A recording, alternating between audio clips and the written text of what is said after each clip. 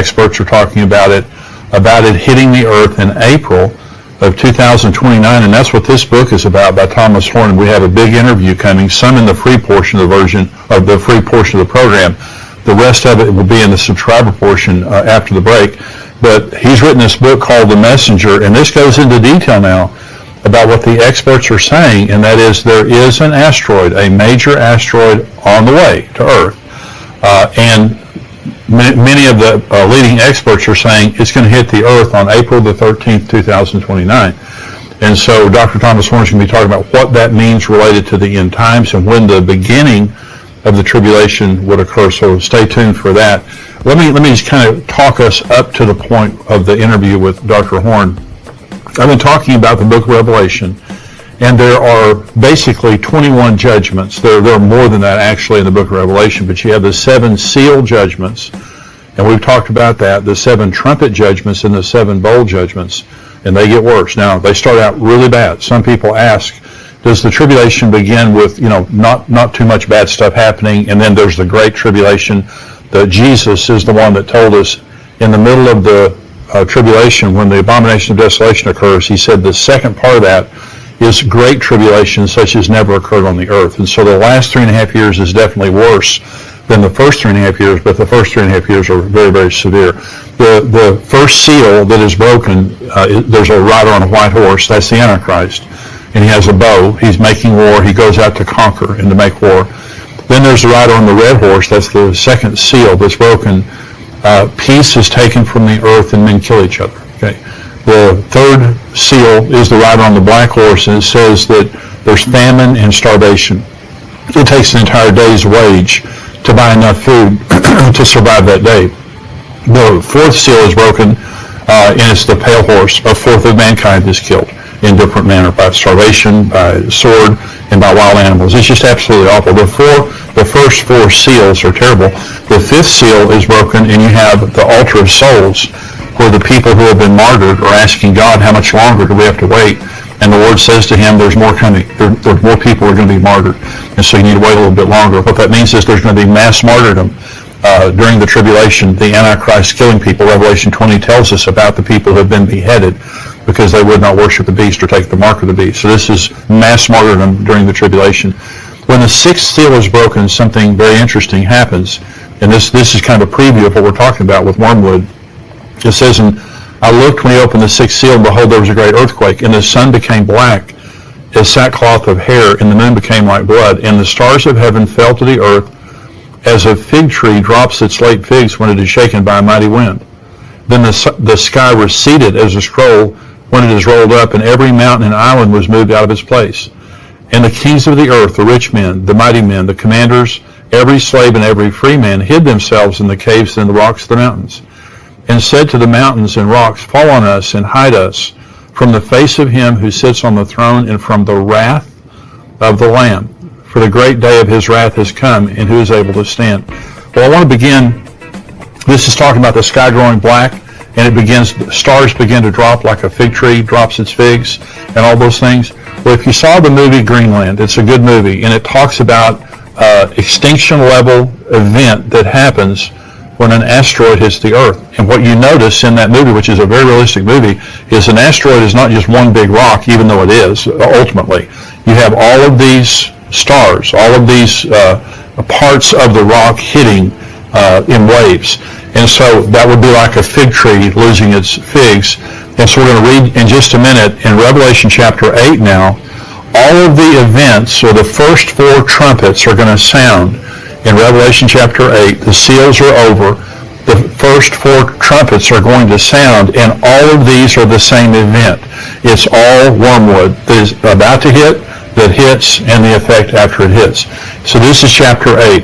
When he opened the 7th seal, there was silence in heaven for about half an hour. And I saw the 7 angels who stand before God, and to them were given 7 trumpets. Then another angel, having a golden censer, came and stood at the altar. He was given much incense, that he should offer it with the prayers of all the saints upon the golden altar which was before the throne.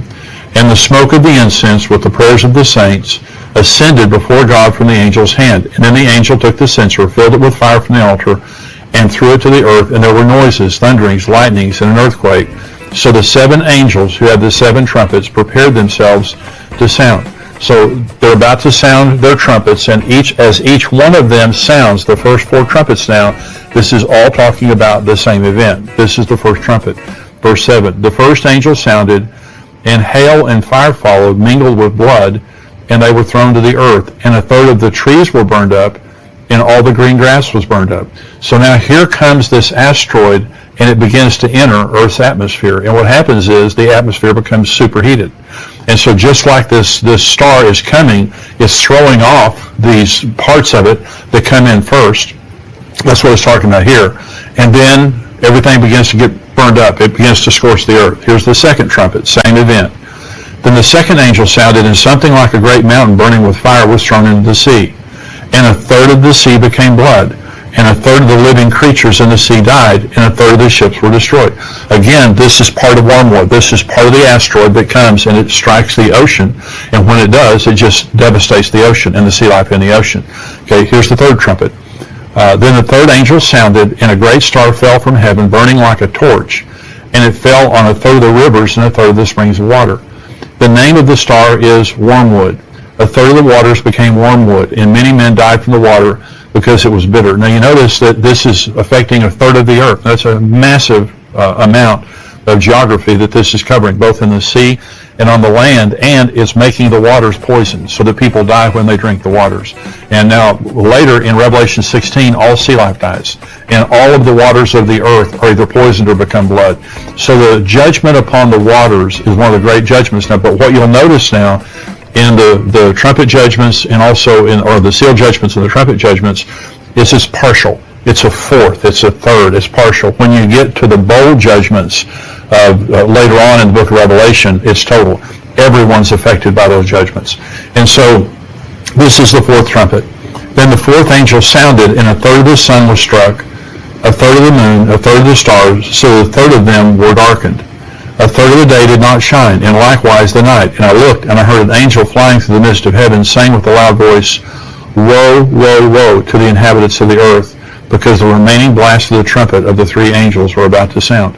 Let me go back now to the 6th seal and read you what I read you earlier. I looked when he opened the 6th seal, and behold, there was a great earthquake, and the sun became black as sackcloth of hair, and the moon became like blood. And the stars of heaven fell to the earth as a fig tree drops its late figs when it is shaken by a mighty wind. So both in the 6th seal and also here at the 4th trumpet, we're told that the sky grows black. That's exactly what happens when a meteor or an asteroid hits the earth. That magnitude of an asteroid, it throws up all the dust. There's all like Mount St. Helens or something like that. All this dust is thrown up into the atmosphere, and it becomes very dark or black. And so these judgments are describing one event. An asteroid is coming. It begins to superheat the earth, burn up all the green grass, all of that. Then it throws off a part of itself in the ocean. Then it hits the earth, and then the sky goes black. So the judgment of wormwood is a severe judgment that causes great death, great harm, and you can understand the level of panic. Now, Dr. Tom Horn is going to join us here, and he had a personal experience that he's going to talk about. A dream that he experienced that then led him to the truth of Apophis. Now, Apophis is what NASA is calling the asteroid that's on its way here. And there's some level of disagreement that you'll hear him talk about, that NASA is trying to deny that this is going to hit the earth directly. You can imagine the panic that would cause if everyone knew this was happening. And by the way, we have sent up a spaceship for the purpose of finding asteroids and trying to blow them up for the purpose of them not hitting the earth. And so I personally believe that is in response to Apophis and what NASA is saying right here. So we're going to go right now to this interview by Dr. Tom. NASA has affirmed that there is an asteroid headed toward the earth. They're calling it Apophis. And they're saying it's going to arrive, was it 2029? Yeah, Friday the 13th, April 2029, and you may have seen in recent weeks where they're really reaffirming something they already did say, and I dealt with it in both the Wormwood prophecy as well as the new book, The Messenger, in which they're saying that while Apophis is going to make a very, very close miss of the earth, they are saying that right now they're calling an all clear, saying that it's not going to impact the planet. Now, this is something that your listeners need to really pay attention to. There are numerous scientists that reacted to their most recent all clear, warning that the trajectory that they have made, their calculation of Apophis, is off by as much as 600,000 miles. Good. In fact, the mathematician Harry Lear, he implies that Apophis is going to crash into Earth in 8 years from now, and he even went so far as to send a letter to the President of the United States begging him to have the U.S. government scientists cross-check those calculations immediately, because he says that NASA's either playing a game with the trajectory stats, or they are just, they're intentionally misleading the public. And then he ends his letter. Anybody can log online and read his letter. He ends that dispatch with this ominous admonition that he thinks we're already out of time anyway. But maybe if we got on it now, and I think behind the scenes they are on it, I think it's part of the reason Space Force was formed, that they're trying to figure out how they might be able to mitigate this incoming event. But it's not just Lear. Nathan Myhrvold, who was the head of Microsoft, the science department for Microsoft for many years, he is consistently listed every year in the top 100 scientists in the world. And he recently wrote a peer-reviewed paper that I referred to in the books called An Empirical Examination of WISE, NEOWISE, Asteroid Analysis and Results, in which he not only refutes a lot of the data from NASA, he charges them outright with deliberately misreporting threats by these near-Earth objects and of behaving extremely deceptively with deliberate scientific misconduct. So in other words, he is saying this wasn't an accident on part. They are going out of their way to intentionally cover up very real, potentially imminent space threats, including Apophis. And then there's a video on YouTube that anybody can watch right now that's got the famous planetary scientist and the astrophysicist Neil deGrasse Tyson, very popular figure. And he says that on April 13, 2029, I'll quote, this is from the YouTube video, this is a quote, Apophis will come so close to Earth that it will dip below our orbiting communication satellites. It will be the largest, closest thing we have ever observed to come by Earth. The orbit we have for it now is uncertain, because these things are hard to measure and hard to get an exact distance for, so we cannot tell you exactly what that trajectory will be. So, and this was the same thing that the astronomer from the Pentagon told me. He said it's absolutely baloney. Well, he used a different word that I won't use. He said it's absolute baloney. He said you can't say that a stone as big as Apophis, and it's a monster, is going to come literally below the satellites, knock out some of the satellites, below the satellites that are in orbit around this planet, and yet say with any certitude, but no worry, it's not going to strike the planet. He said that's absolute baloney. Watch the movie Greenland, where right up until and so you know that in the beginning, NASA, they're all saying, no worries, it's just going to skim past, no big deal, take pictures, draw cartoon pictures of it. And then all of a sudden, everybody starts heading for cover. And that is what many of these people believe is going to happen with Apophis. Now, why would NASA be covering that up? Well, it's really obvious, because it would create mass panic. And maybe, meanwhile, they might come up with some way to mitigate the incoming of that asteroid. Well, they're sending a spaceship up right now to blast an asteroid. They are. Yeah. That's exactly right, and that's the reason why they are doing that. Well, that's a fascinating interview. I hope that you enjoyed that. Now, we have more of it coming, about 10 more minutes of that interview coming up in the subscriber portion. If you're not a subscriber, please become a subscriber. endtimes.com is where you go to subscribe. It's $7 a month, $77 a year. As a monthly subscriber, you get the first month for free. So if you want to just check it out, become a monthly subscriber. It's free for the first month. If you don't want to continue, fine. And if you do, that's great also. But become a subscriber. If you're not a subscriber, I'm going to say goodbye to you. If you are a subscriber, we're going to take a short break here, and we'll be back with more of the interview from Dr. Tom Horn, and I'm also answering questions.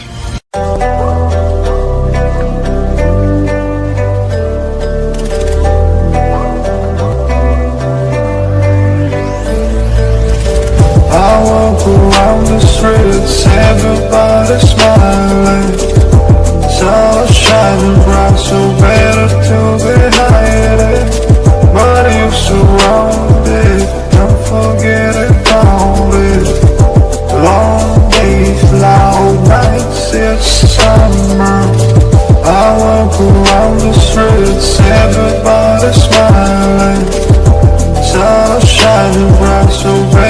to get higher, but you surrounded. Don't forget about it. Long days, loud nights, it's summer.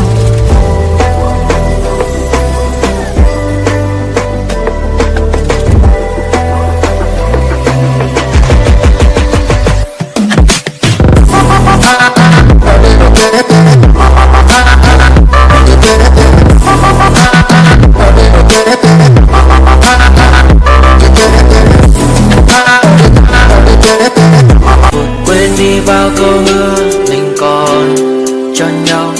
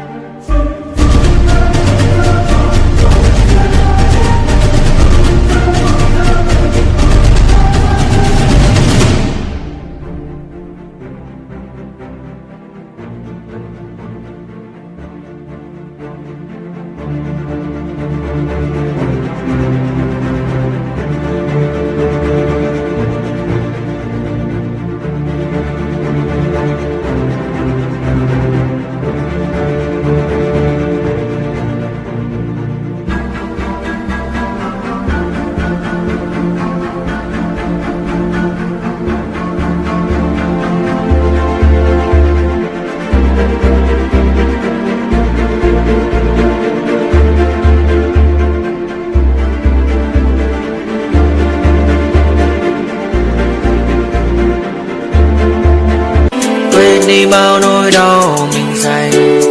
Ngày xưa em đã vội quên đi những lời hứa ngày nào.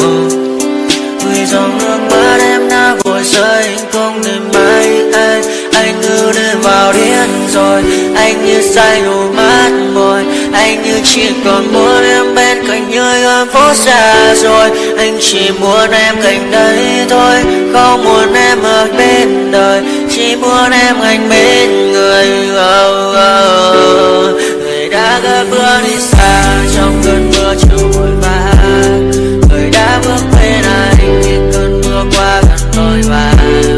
Em đã quên rồi mai dòng tay không má bé, chẳng còn lại gì nhưng người bao nước mắt rơi. Em biết con tim như trời bay trong chiều thu đầy nắng. Em khuyết con tim như tan mưa trong chiều thu mát vàng. Vì còn nhiều lắm những hứa vàng, nhiều lắm những nỗi vội vàng, nhiều lắm những cơn mưa em hơn ta bây giờ. Em vang lòng về bờ vai sáng nhật bay em còn thơ đôi hồng bay anh còn. Người ta xưa ta chúng còn giữ nhau chẳng đêm. Cause I don't give a fuck what you say. Yeah, I'ma do shit my way. So you can go kick rocks, I'ma stack bricks up, build what I want to make. I got a lot of shit to say, so I'ma do this every day. I'll be writing things until I'm fucking buried in my grave. 6 feet deep under, but my body won't decay. Cause my messages are timeless, so they'll put them on the